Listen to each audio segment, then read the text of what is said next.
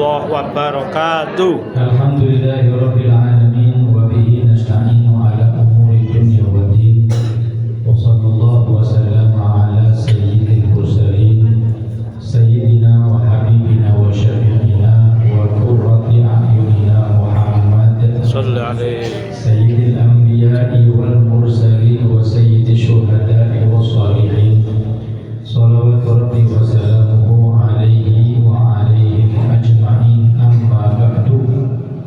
Subhanaka la ilma lana illa ma 'allamtana innaka antal alimul hakim.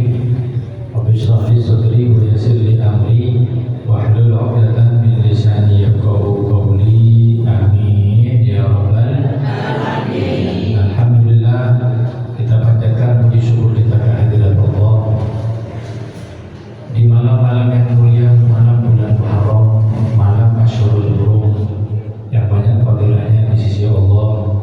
Dan Allah katakan minha arba'atun hurum, bilangan bulan di sisi Allah ada 12 bulan, yaitu bulan Hijriyah. Makanya semua kemuliaan itu ada di bulan Hijriyah, bukan bulan Masehi. Dan disunahkan puasa, disunahkan haji, disunahkan i'tikaf niku sedangkan niku bulan Hijriah, senes bulan Masehi. Cuman kita perhatian kadang kurang kepada bulan Hijriah, senengnya perhatian ke bulan Masehi. Sedangkan Masehi, kalau dari kejadian-kejadian yang terjadi di Indonesia monggo, tapi kalau berkaitan dengan ibadah tidak sama sekali hadirin.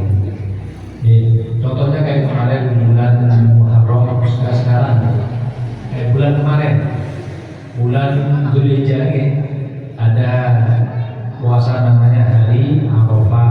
Barang siapa yang puasa hari Arafah diampuni dosanya 2 tahun, tahun yang kemarin, tahun yang akan datang. Bulan apa nih? Di bulan Hijriah, Dzulhijjah. Kemudian yang kemarin hari Asyura, barang siapa yang berpuasa di hari Asyura, Allah ampuni dosa 1 tahun kemarin. Asyura bulan apa? Bulan Hijriah.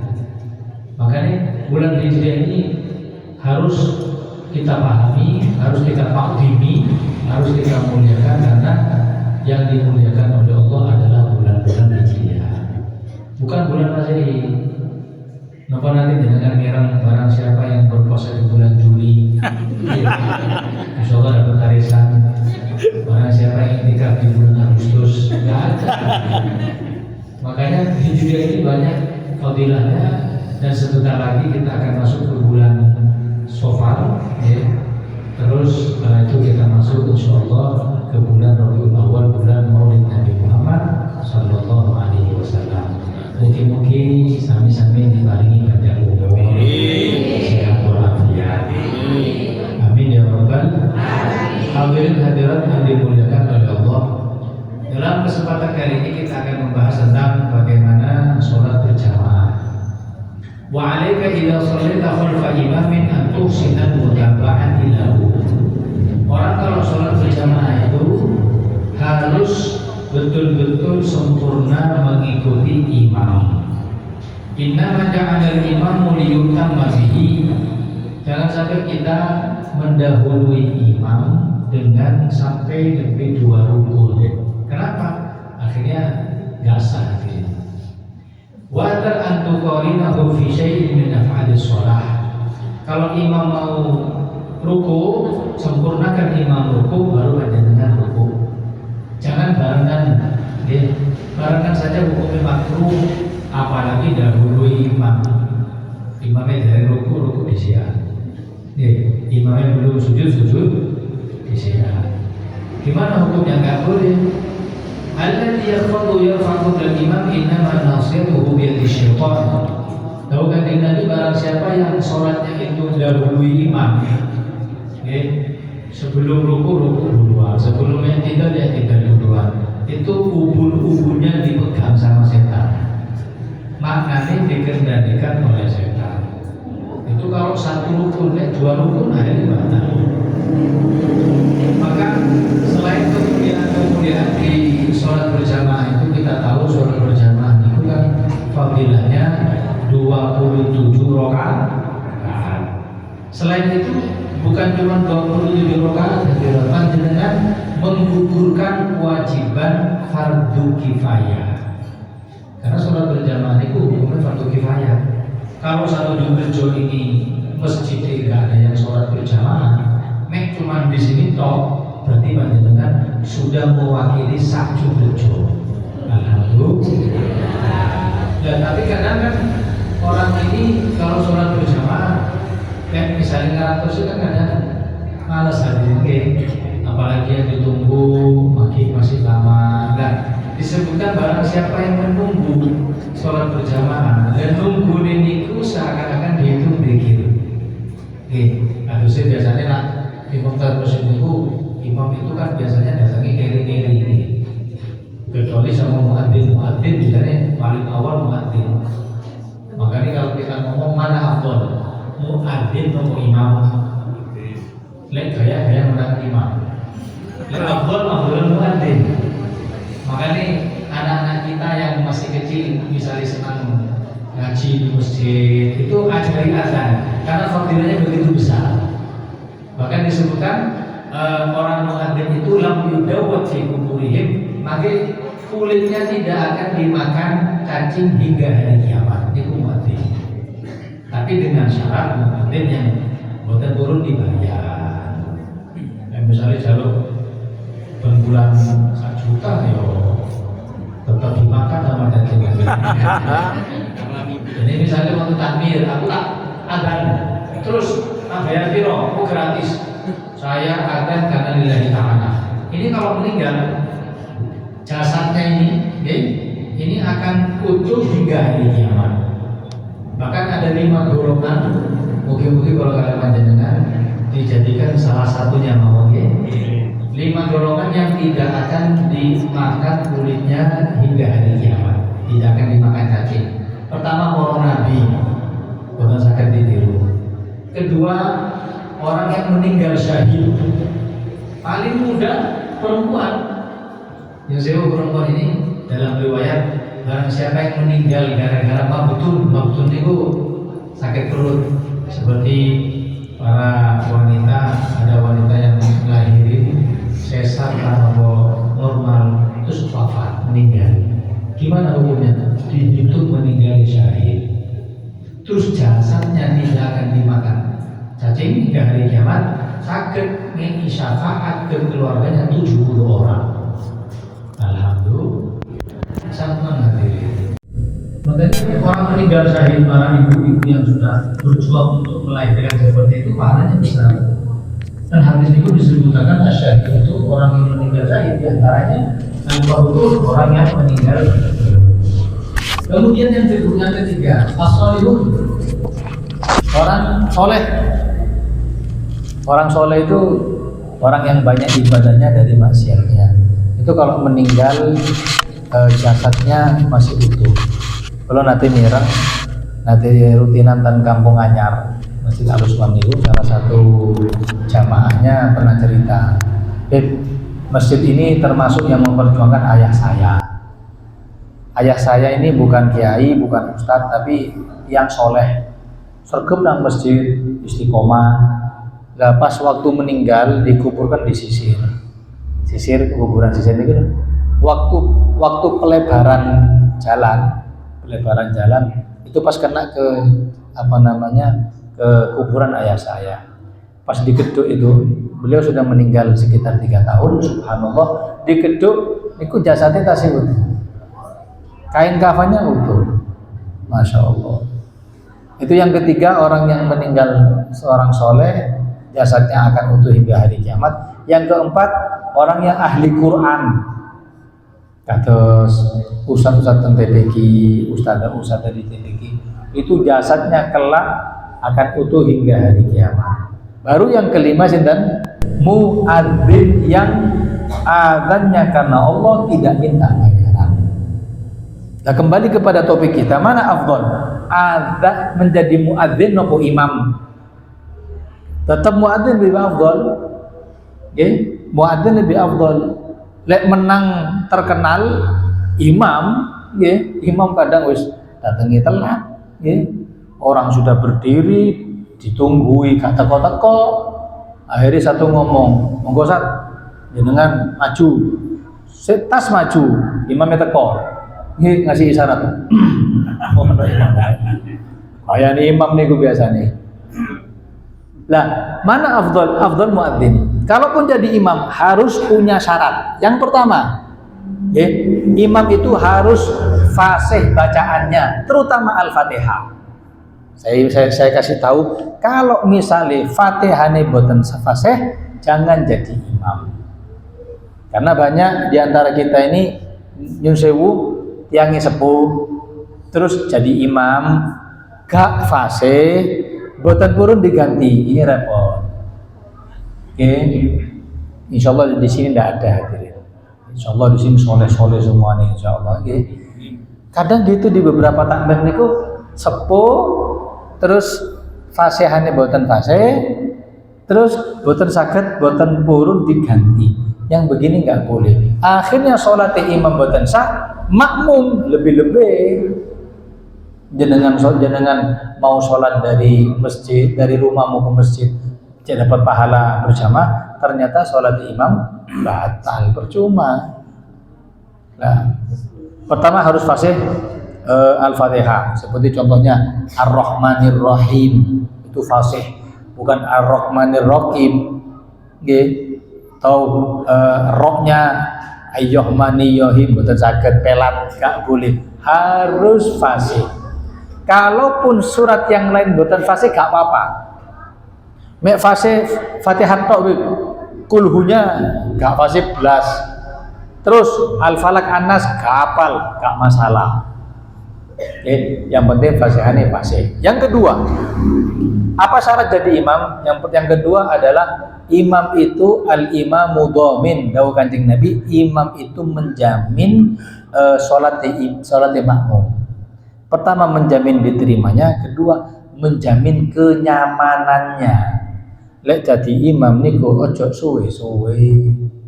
Rakaat pertama maca Al-Kahfi, rakaat kedua An-Nisa 2 juz. Terus besok libur hadirin, gak ada orang jamaah. Terus cari yang cari yang surat-surat yang pendek, tapi jangan yang monoton. Ngimami kulhu, rakaat kedua nggih kulhu malih. Jangan, kalau bisa itu dari wadduha ke bawah. Wadduha, alhaqumut takatsur, idza zulzila, alam taro kaifa, qul ya ayyuhal kafirun, wal asri. Itu saja. Karena Nabi itu pernah ketika sholat, Nabi itu nanti pas sholat Allahu Akbar, Nabi itu paling suka sholat. Paling nikmat niku sholat. Memperlama sholat niku Nabi sangat suka. Cuman kalau ngimami Nabi nggak mau. Terutama kejadian yang ini, Nabi pas sholat tiba-tiba terdengar suara tangisan bayi.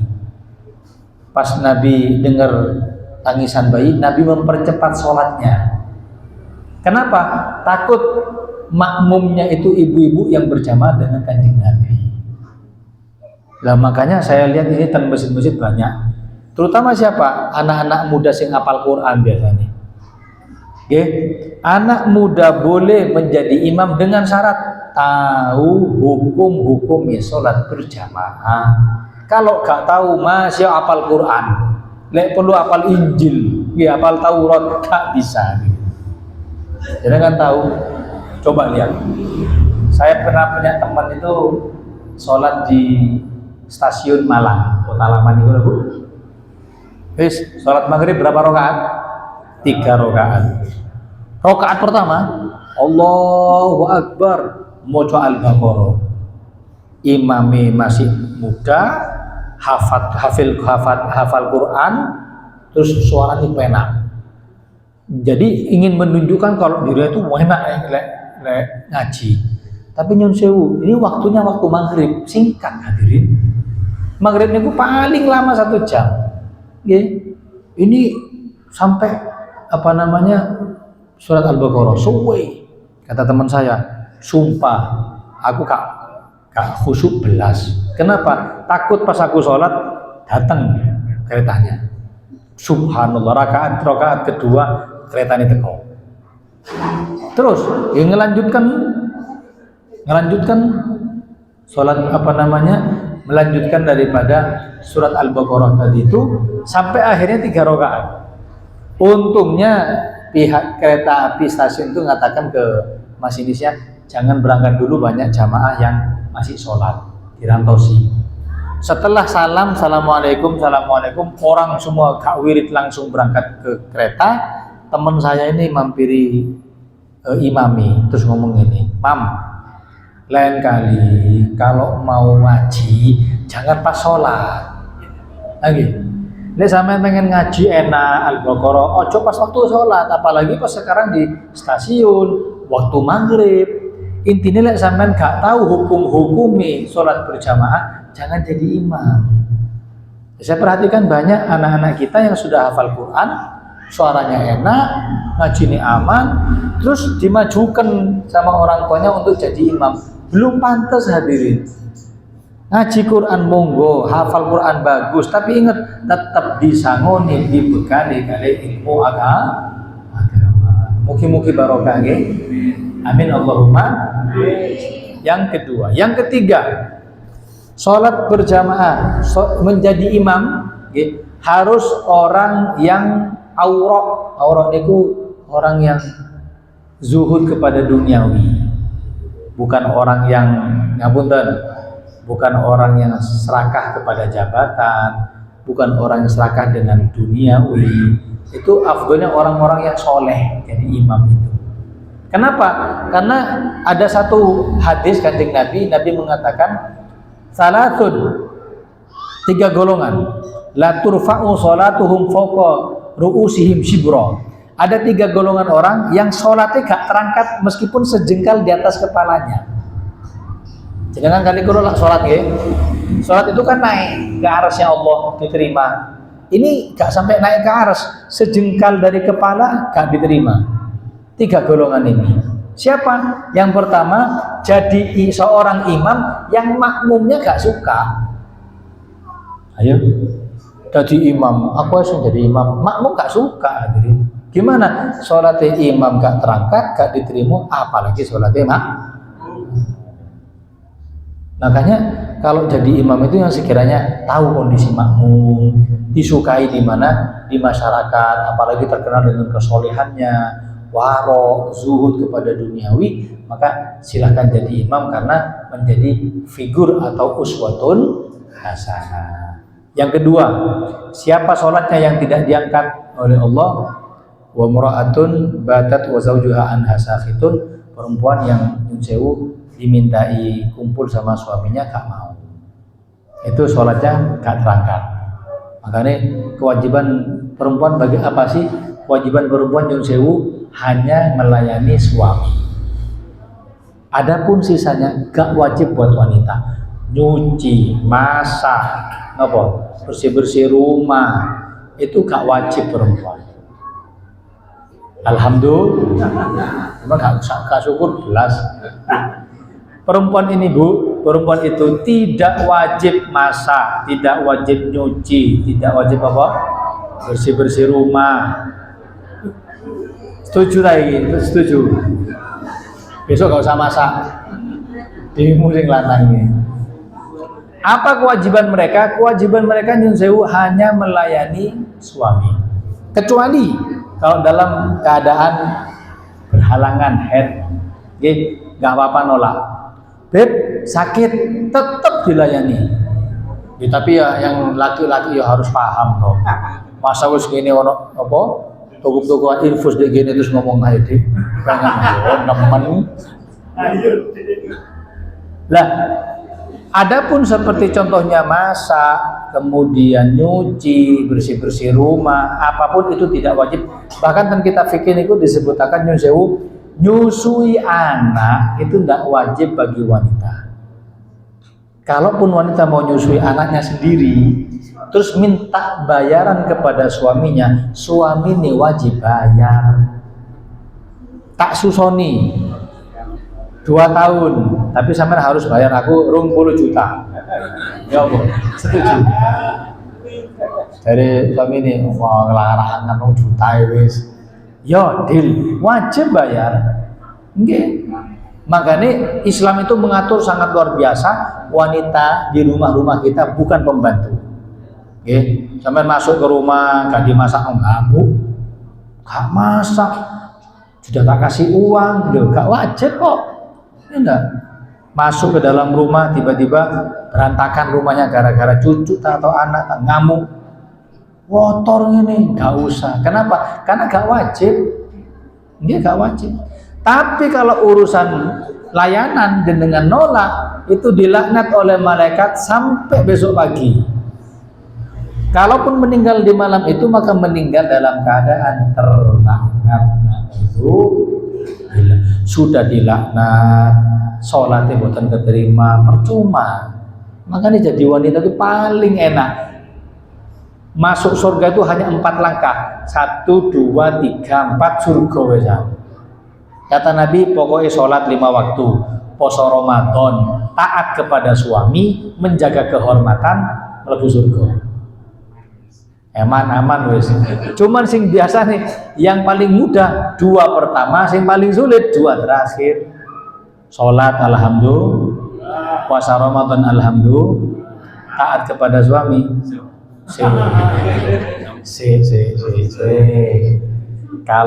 Kalau nafkahnya cukup tak taat ya.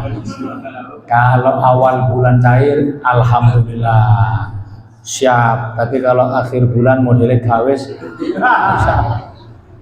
Ya. Yang keempat adalah menjaga kehormatan. Maka menjaga kehormatan ini wajib. Seperti Nyusewu kayak Nyusewu. Mengangkat teleponnya temannya suami gak boleh. Kecuali izin, angkatan soalnya terus janjian aku, monggo. Kalau enggak jangan. Sama kan perempuan tuh, jangan mengangkat telepon temannya suami. Ya kecuali kalau suami yang nyuruh. Kenapa? Itu termasuk menjaga kehormatan. Pertama, yang kedua, ini sering. Napa? Boncengan dengan laki-laki yang bukan mahram. Antarno aku yang di pasar gini loh. Siapa? Yo misanan ta. Yo yang penting bukan mahram. Bagaimana hukumnya? Tidak boleh. Terus laki-laki harus menjadi laki-laki yang siaga. Tahu siaga? Siap antar jaga. Kapanpun dia butuh untuk diantar ke pasar, anterno. Kenapa? Tanggung jawab sampean.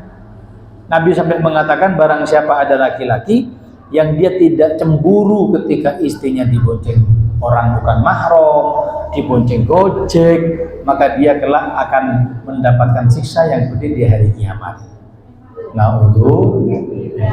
Loh, kalau istri saja seperti itu, hadirin apalagi anak. Nyunsewu kadang anak-anak kita itu loh, yang perempuan diapeli sama pacarnya, kita nerimo itu apa sih? Ini anak laki-laki yang akan merusak anak perempuan kita. Terus dia cuma pacaran zaman sekarang, jangan. Kadang yo dikasih suguhan teh, ya aku tak siramin teh ini. Kenapa? Ini bahaya, jangan.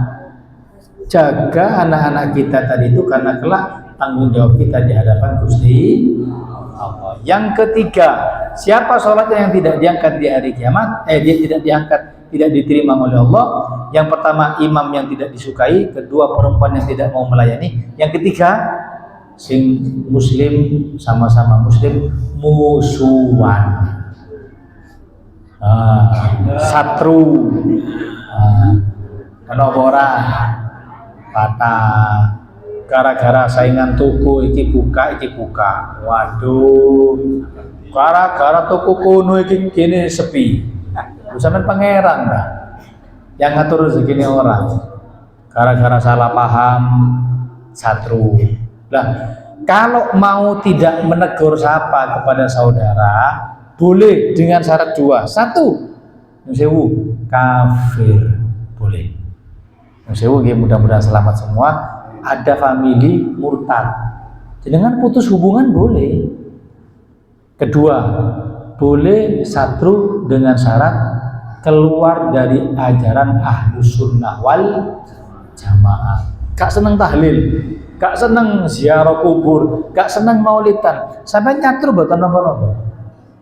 Tahu-tahu ketemu orang, bapak-bapak family ini dulure, wis pakaian berubah, yang awalnya sarungan, celana cekak, gak tahu jenggotan ini morat marit, kini ono totoke apa, ulo, terus ngomong keras, kabeh rokok, gimana? Jangan disapa, nggak ada masalah. Kenapa? Karena sudah keluar dari jalan Ahlus Sunnah wal. Selain itu mboten saged. Gara-gara saingan toko, gara-gara salah paham, gara-gara arisan, sampai gak nyopo. Jangan. Sampai Nabi mengatakan, barang siapa yang tidak menyapa lebih dari 3 hari, sudah distempel menjadi penghuni neraka. Bukan 3 tahun, bukan 7 tahun, lebih dari 3 hari. Mungkin selamat ya. Amin. Amin Allahumma. Amin. Kembali kepada permasalahan sholat berjamaah. Jadi yang pertama tidak boleh mendahului imam. Kenapa? Karena orang yang mendahului imam berarti ubun-ubunnya dipegang oleh setan. Yang kedua, disunnahkan ketika berjamaah tadi itu ayyakuna fi shaffil awal. Sunnah ini bagi yang laki-laki di shaf pertama. Kenapa? Karena Allah menurunkan rahmat ketika sholat itu pertama kepada imam, kedua kepada shaf pertama sebelah kanan, baru sebelah kiri, baru shaf kedua sebelah kanan, baru sebelah kiri, terus shaf ketiga sebelah kanan, baru sebelah kiri sampai ke belakang. Nusewu, jenengan telat. Jadi makmum masbuk yang laki-laki ya, makmum masbuk. Terus lah, jenengan ini kira-kira enak sholat sebelah kanan atau kiri? Sunnah kanan. Ketika kanan penuh, monggo sebelah kiri. Yang perempuan Ustaz, nah yang perempuan itu akhir shaf laki-laki, awal shaf perempuan.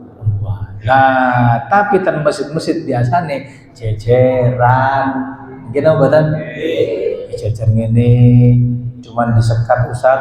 Terus perempuannya rotok mundur 1 shaf biasanya. Bagaimana hukumnya? Sholatnya sah, tapi gak dapat pahala berjamaah. Terus gimana? Di belakang. Orang laki-laki ini shaf berapa sih kalau sholat 5 waktu? Sampai 10 shaf? Gak mungkin. 5 ekor mungkin. Paling mentok 5. Terus jenengan shaf ketiga ini shaf perempuan gak ada masalah, tapi disekat di samping ini eman hadirat. Kenapa? Sudah jauh-jauh dari rumah pengen pahala jamaah, ternyata gak dapat pahala jamaah. Kemudian yang ketiga, disunnahkan daripada sholat berjamaah tadi itu birasis sufufi wa taswiyatiha, meluruskan shaf.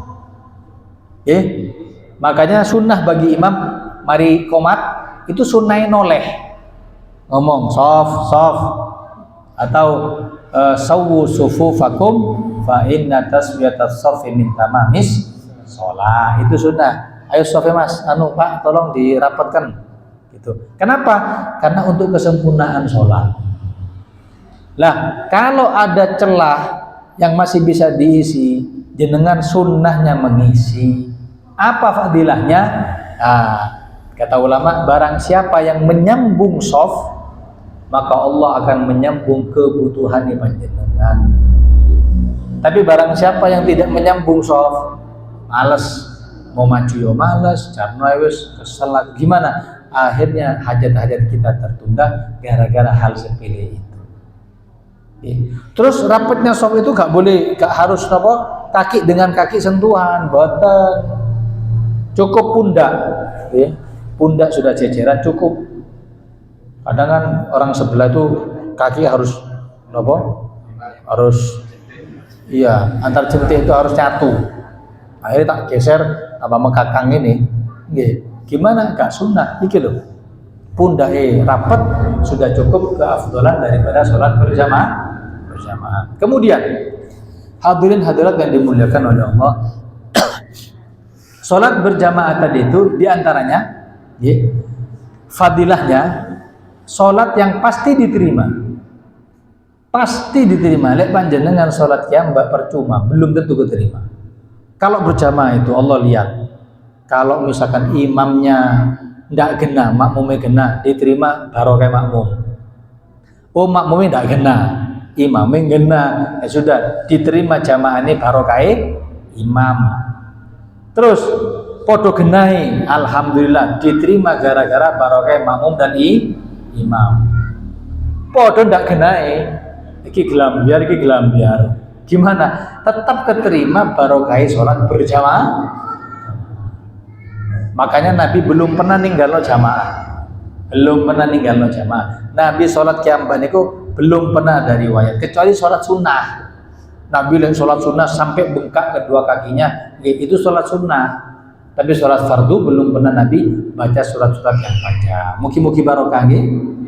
Amin Allahumma. Hadirin hadirat yang dimuliakan oleh Allah Subhanahu wa taala. Yang terakhir, bagi laki-laki tetap selain sholat berjamaah diwajibkan sholat Jumat.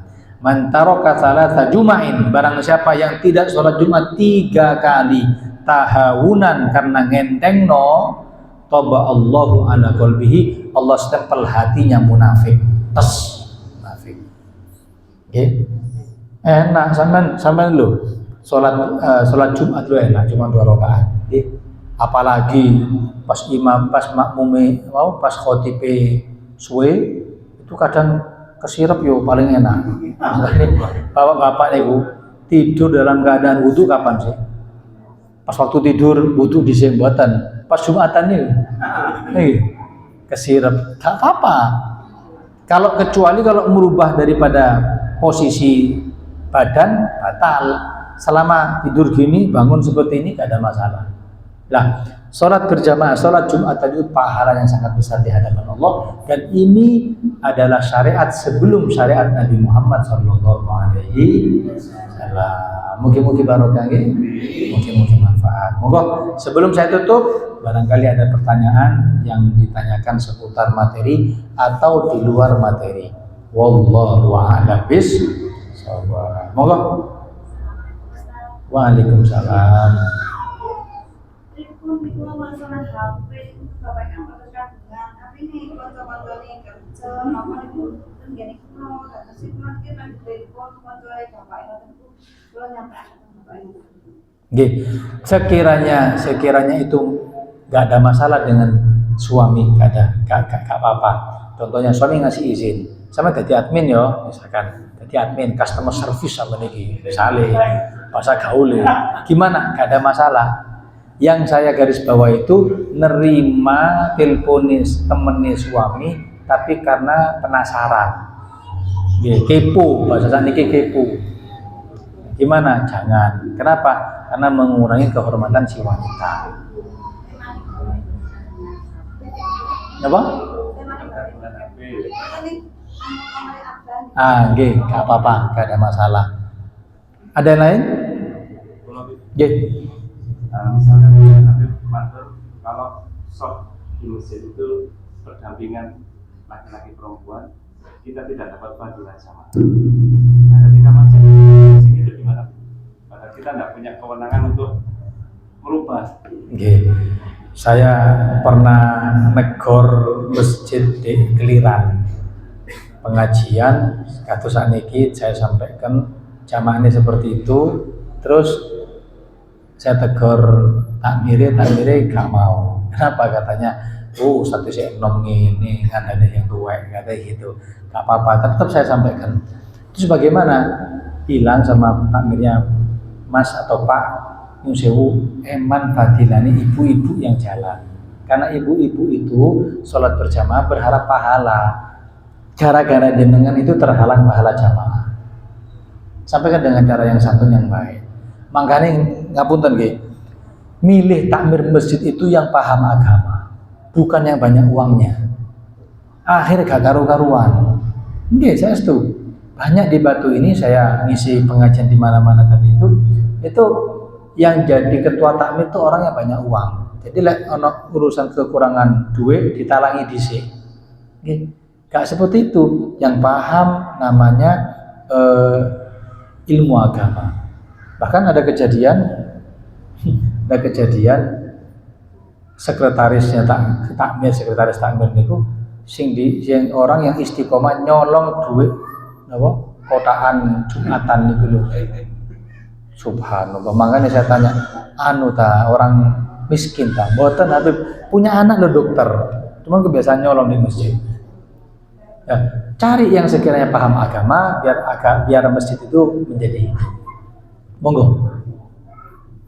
Jadi pas waktu sholat berjamaah, saumpami makmum itu lamun itu pas mantune mau surat Fatihah, makmum kan mau surat Fatihah. Yeah. Jadi makmume lamun eling-eling itu sampun lupuk nanti sana dan itu Yeah.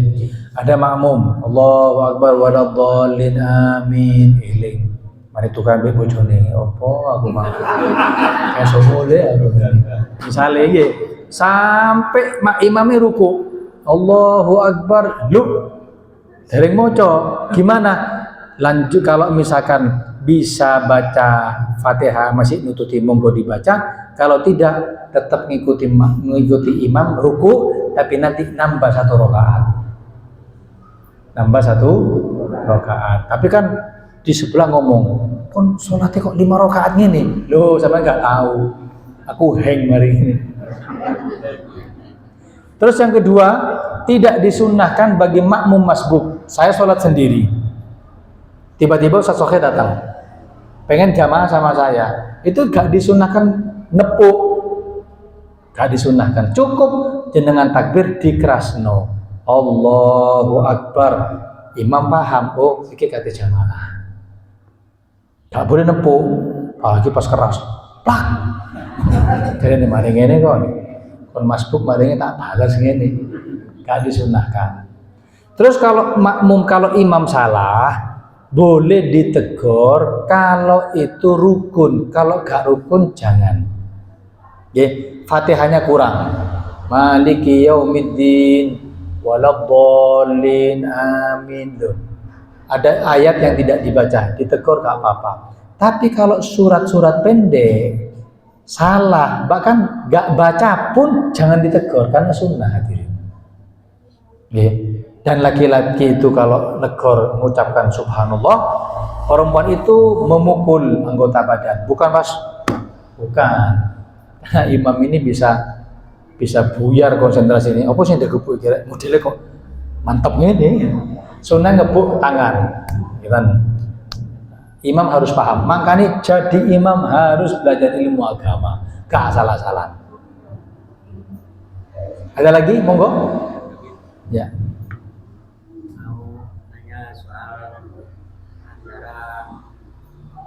Suami dan istri tadi, untuk yang suami banyak Kewajiban. tanggung jawab apa yang macam-macam itu, padahal seorang istri harus patuh pada suami. Kalau tidak, Betul. Laki-laki banyak tanggung jawab, banyak kewajiban, sedangkan istri harus taat. Katanya Ustadz yang di TV itu memang tugas laki-laki itu masak, tugas laki-laki itu nyuci, bersih-bersih rumah, gak wajib buat wanita, tapi wanita wajib taat kepada suami. Lek dikongkon suruh nyuci, ya nyuci, kan gitu. Apa seperti itu? Batal. Cuman tak suruh bersih-bersih rumah, akhirnya tadi wajib, bukan seperti itu. Maknanya perintah suami itu menjadi kewajiban selain kewajiban suami dirinya. Halo, Assalamualaikum. Jadi suami itu boleh memerintahkan kewajiban kepada istri yang bukan kewajiban dirinya. Misalnya ini, suami wajib menafkahi, nggih. Terus ngomong, aku gak kerja ya sama yang kerja. Gak boleh. Sampean wajib, jangan dibebankan kepada istri. Begitu juga kewajiban masak, kewajiban nyuci itu jangan dibebankan kepada istri. Kalaupun istri tadi itu mengerjakan, itu fadilah kelak di sisi Allah di hari kiamat, di surga Allah menjadi derajat yang paling tinggi. Amin Allahumma amin. Paham nggih? Wah, masya Allah pahalanya perempuan. Saya dapat hadis kemarin.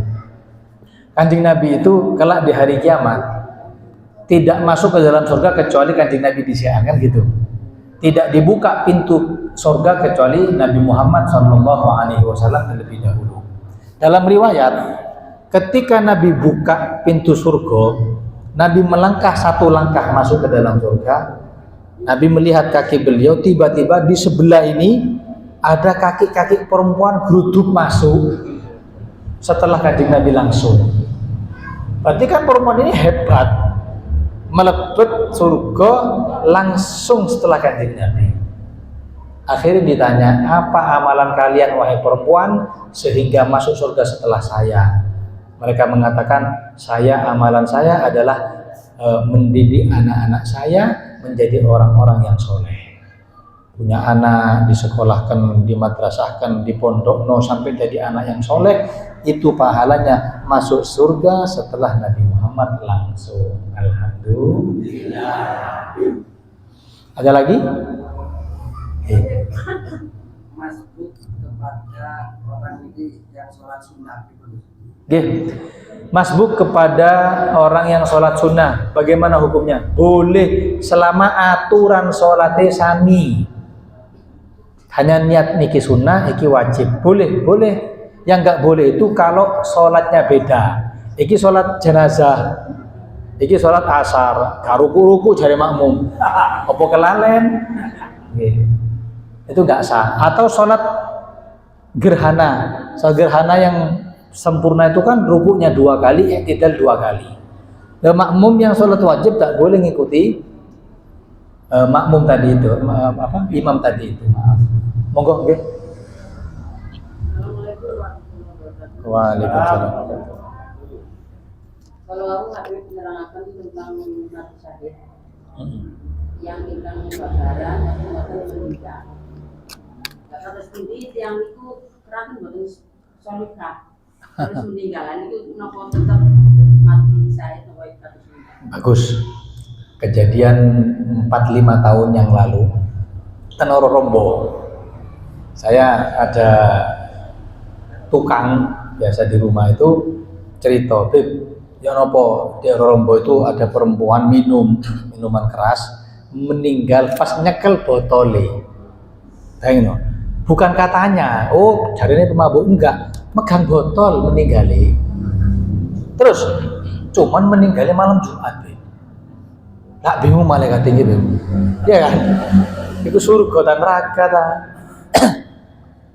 Atau ada di salah satu tempat di daerah Jakarta situ, orang yang merubah dia laki-laki dioperasi jadi perempuan, kan nggak boleh. Hadisnya itu hadis qudsi. Allah mengatakan, barang siapa yang merubah ciptaanku, maka keluar dari bumiku dan cari Tuhan selainku. Tapi nyun sewu, tiang ini gak ada anak yatim sekitar 1.000 orang yang dinafkahi, punya asrama. Jenengan tahu kalau ngusap anak yatim nyantuni berapa pahalanya? Ini kan bingung akhirnya, iya. Kayak tadi tuh lahiran, wafat syahid, tapi gak soleh, gak tahu sholat. Bagaimana jawabannya? Kata ulama, perkara semacam ini pasrah nonang Gusti Allah. Kita nggak bisa menghukumi. Barang siapa yang meninggal dosa besar, maka perkaranya serahkan kepada Allah. Kalau Allah ngampuni, alhamdulillah. Kalau Allah mau nyiksa, memang sudah dia karena bermaksiat. Kita nggak boleh komentar. Di zaman Kanjeng Nabi ada namanya Malik bin Azab, seorang sahabat. Nyun sewu, ngaku ten Kanjeng Nabi berzina. Nabi coba api Kanjeng Nabi, Pak. Ditanya, sampean nopo? Saya zina. Kata Nabi, oh sampean goro, sampean paling nyium-nyium tok, mboten. Saya zina Kanjeng Nabi. Oh paling sampean peluk-pelukan tok, mboten. Saya zina wahai Nabi. Sampai 4 kali ditanya sama Nabi. Oh paling ngelantur omongane iki, edan iki, mboten. Saya zina. Terakhir, oh ini mungkin mabuk, mboten, saya normal, tetap ngomong zina. Terus Nabi bilang, ya sudah, dihukum. Zina itu kan kalau sudah menikah dirajam dia sampai mati. Terus setelah meninggal sahabat ini, teman-teman yang lain itu ngomong, ini meninggalnya husnul khotimah atau suul khotimah? Karena dia ngaku berzina loh ini. Satunya bilang, oh husnul khotimah, kan wis tobat nang Kanjeng Nabi. Satunya bilang gak suul khotimah, suul khotimah niku. Kenapa? Lah kan belum sholatnya ditimbang. Gak mungkin meninggal gara-gara zina itu. Akhirnya Nabi datang dan mengatakan, sampai ngomongi Malik bin Azab yo. Apakah meninggalnya husnul khotimah atau suul khotimah? Ketahuilah Malik bin Azab sahabat itu meninggalnya husnul khotimah. Tobatnya itu diterima oleh Allah. Andai pahala tobatnya disebarkan, didum kepada seluruh umat Kanjeng Nabi, tetap masih mencukupi pahala tobat Malik bin Azab. Jadi kita nggak usah komentari orang, nggak usah vonis orang, kita pasrahkan semuanya kepada Gusti. Monggo, ada yang lain? Monggo. Apa kalau mau jadi imam masbuk itu apa harus pilih-pilih? Terus kadang kan orang yang kita tempuh itu nggak ngerti, nggak tahu maksudnya. Terus apa? Takbirnya nggak dikeraskan. Bagaimana kita kan nggak tahu. Betul. Apakah milih imam dalam sholat itu mau masbuk mau nggak masbuk harus pilih-pilih? Nggih. Sewu nggih, jenengan pas sholat pas lagi ziarah Wali Songo terus berhenti di masjidnya salah gak moco bismillah biasanya. Gimana? Jenengan salam masjid itu. Betul, karena bermakmum kepada imam seperti itu gak kunut, gak moco bismillah, sholat hukumi makruh. Karena beda madhab dengan kita. Oke, apalagi kalau ada makmum masuk ngapunten, pakaiannya yang laki ini pakaiannya ngepas. Lihat misalnya ruku sampai kesingkap. Lihat sujud ketok celengan atau pojokan itu. Gimana? Itu buatan sah, gak sah itu. Diingatkan. Ya. Ada lagi? Sudah? Kita tutup dengan doa. Bismillahirrahmanirrahim. Alhamdulillahirabbil alamin. Allahumma shalli wa sallim alhamdulillahirabbil alamin. Allahumma shalli wa sallim ala sayyidina Muhammadin tibbil qulubi wa dawaiha wa afiyatil abdan wa shifaiha wa lil absar wa dhiyaiha wa kulli anwa wa hidayah wa ala alihi wa sahbihi sallim. Allahumma la jam'ana hadza jam'an marhuma wa tafarruqana min ba'dihi tafarruqan ma'suma wa la taj'al fina wa la ma'ana syafi'an wa la mahruma. Rabbana hab lana min azwajina wa dhurriyyatina qurrata a'yun waj'alna lil muttaqina imama. Rabbana atina fid dunya hasanah wa fil akhirati hasanah wa qina adzabannar. Wa sallallahu ala sayyidina Muhammad wa ala alihi wa sahbihi wasallam. Walhamdulillahi rabbil alamin. Al-Fatihah.